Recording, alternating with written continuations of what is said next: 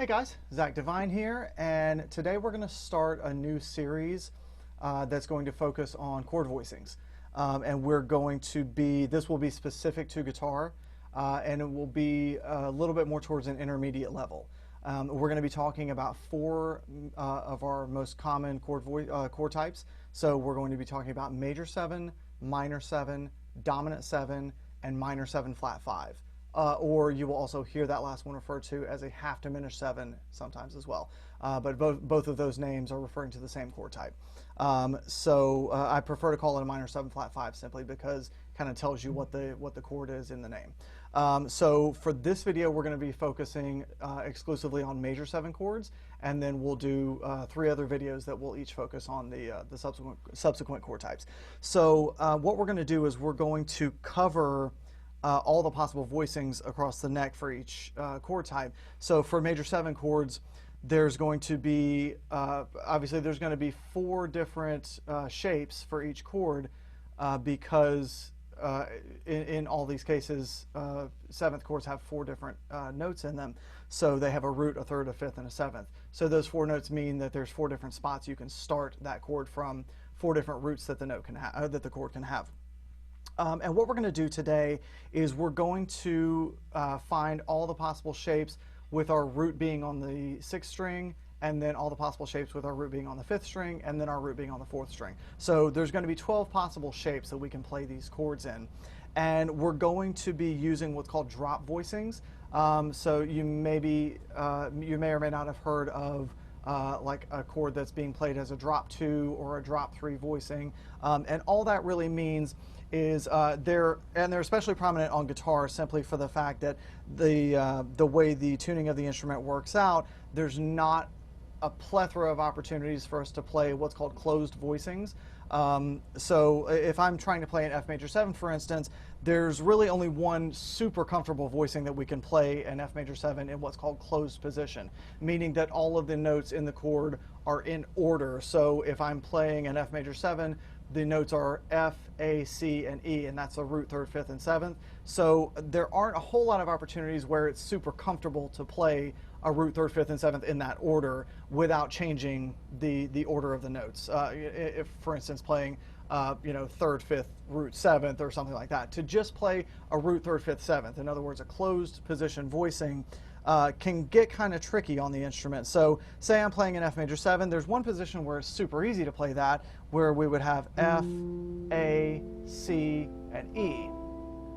But what we're going to experience is the second I try and start doing that elsewhere, like here I'll have F, A, C, and E, so that's also not terribly difficult. But then as soon as I come up here and now I have F, A, C, and E, now that gets a little bit trickier, and it's depending on your position on the neck can be even more tricky. So what we're going to do, we're going to start with our root on the 6th string, and we're also going to we're not going to keep one chord for the entire exercise, just simply for the sake of making sure that all of our root position chords are as low as they can be on the neck.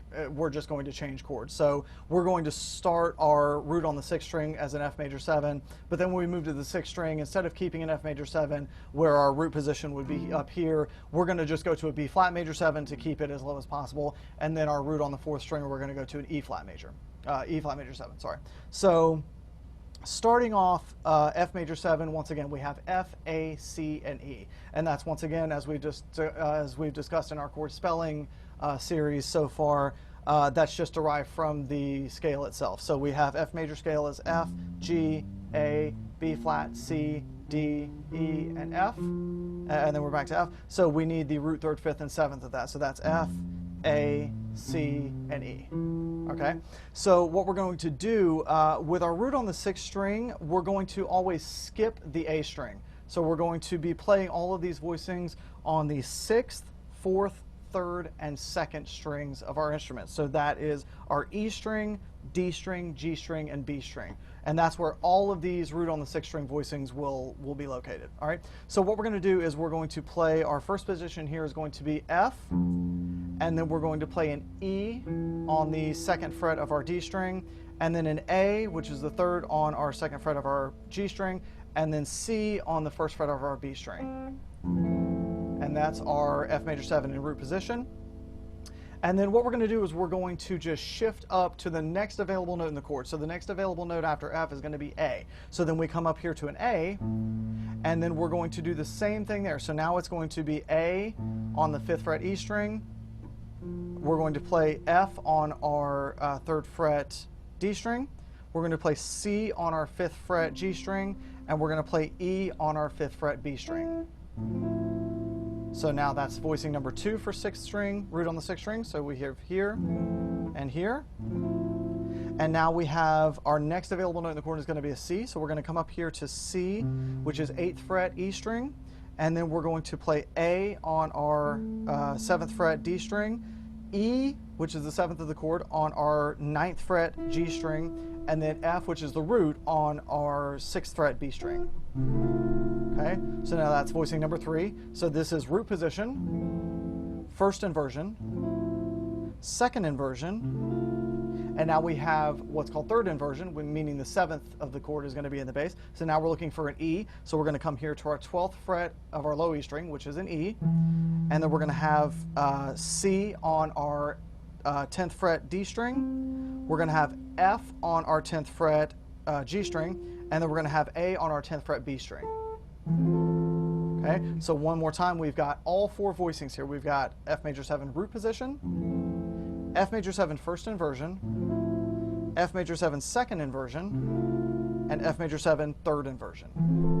Okay, so that is all 4 positions of major 7 on our with our root on the 6th string. So now we're going to go root to the 5th string. So now these 4 voicings will actually all occur on the middle 4 string, on the inner 4 strings. So we've got our A, D, G, and B strings.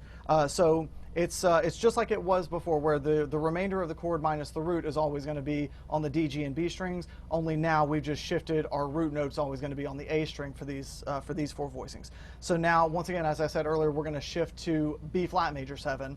So now we'll be here, first fret of our A string is a B flat, and then we've got so B flat major 7 is going to be B flat, D, F, and A. So once again, if we play B flat major, B flat, C, D, E flat, F, G, A, and then we're back to B flat. So we need a B flat, a D, an F, and an A. Okay? So we have first fret of our A string is going to be our B flat, and then we have F on the 3rd fret of our D string, and then we have A on our 2nd fret of our G string, and then we have D, which is the 3rd, on our 3rd fret of our B string. And that gives us a B flat major 7 in root position. Once again, it's a drop voicing, but that's the lowest note is B flat, so we consider that root position. Okay, and then we go to our next voicing. Once again, we're just moving through the chords, so the next will be the 3rd, which is first inversion, so the 3rd is a D. So now we're going to play D here at our 5th fret A string, and then we're going to play A on our 7th fret D string, and then this is kind of a tricky voicing because there's a little bit of a stretch involved. So now we're going to reach back to our 3rd fret G string for the B flat, and then our 6th fret B string is going to be our F, which is the 5th. Okay, so a little bit of a tricky voicing to reach, but very, very nice sounding chord. Okay, so now we have root position, we have first inversion, and now we're to second inversion, so that'll be with the F in the bass. So now we're going to come here to 8th fret A string, that's our F, and then 8th fret D string is our B flat, and then 7th fret G string is our D, which is the 3rd, and then we reach up to 10th fret B string, which is our A, which is the 7th. Okay, so now we have root position, first inversion, second inversion, and now we're to 3rd inversion, 7th in the bass. So now we're going to be at the A, 12th fret A string, D, our 3rd of the chord is going to be 12th fret D string, our 5th of the chord F is going to be at 10th fret G string, and then our B flat, which is the root, is going to be 11th fret B string. So now we have A, D, F, B flat. Okay, so that's all 4 shapes here. So we've got root position, first inversion, second inversion, and third inversion. Okay, so now we're going to move on to our root on the 4th string. So once again, for ease, now we're going to transition to E flat major. So we have our notes for E flat major 7 are E flat, G, B flat, and D. All right, so we're going to find an E flat here on the 1st fret of our D string, and then here we'll have a B flat at our 3rd fret G string, a D, which is the 7th, on our 3rd fret B string, and then the 3rd of the chord G is going to be at our 3rd fret high E string. So now we have that shape. And now this will be, this first inversion shape will be similar to our first inversion shape with our root on the 5th string, only not quite such a difficult stretch. So we're going to have G. Once again, we're moving up to the next available note in the chord. So we have the 3rd, which is G. And then we have the D, which is the 7th. And now we have E flat right here. So once again, with our root on the 5th string, we had to reach back a little bit further. So we don't have to reach back quite so far. So our E flat is right there, 4th fret of our B string. And now we have the B flat, which is the 5th of the chord, right there at 6th fret high E string. Okay, so now we have root position, we have first inversion, and now we're going to move up to the B flat, next note in the chord. We have B flat on our 8th fret of our D string. We have E flat on the 8th fret of our G string. We have G, 3rd of the chord, on our 8th fret of our B string. And then we have D, which is the 7th, on our 10th fret of our high E string. So pretty easy voicing. These voicings are very similar. So we've got this and we've got this. So they look very similar. So make sure you understand which chord has the root on the bottom, so you're not confusing the shape. So this shape here, where the majority of our notes happen on the high 3 strings, that low note is our root. Whereas when we're here, the note that's occurring on our G string is the root there.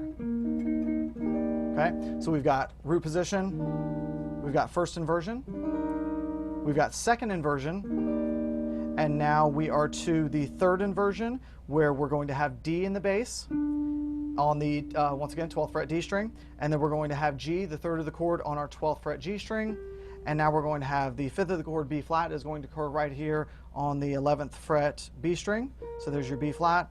And then once again, same fret, 11th fret high E string will be our E flat. So that's our shape there. So we have root position, we have first inversion, we have second inversion, and we have 3rd inversion. Okay, so let's see if we can remember all those. That's a lot of voicing. So let's go back. We've got F major 7 in all of its positions with root on the 6th string. So we've got root position, first inversion, second inversion, 3rd inversion. Now B flat major 7, root on the 5th string. We've got root position, big stretch for the first inversion, second inversion, and 3rd inversion. And now we've got E flat major 7, root on the 4th string for root position. Not quite as big of a stretch for first inversion. Second inversion looks a lot like, second inversion looks a lot like root position, just a little bit different. And then we've got 3rd inversion here. Okay. Now, what you want to do is you want to get familiar enough with all of those shapes that when you're looking at a chart, or if you're writing a piece of music and you're looking at where the melody note is in relation to the chord that you want the melody note to be over, you want to be super familiar with all of these chord shapes so that no matter where you are on the neck, you can find exactly what chord you want, no matter what voicing you have to end up playing. Okay, so that is major 7 chords. So stay tuned. We're going to cover in the next 3 videos of this series minor 7 chords, dominant 7 chords, and minor 7 flat 5 chords. Okay, so stay tuned. Please remember to give this video a like and subscribe to the channel for more content. And thank you guys for checking it out. Have a good one.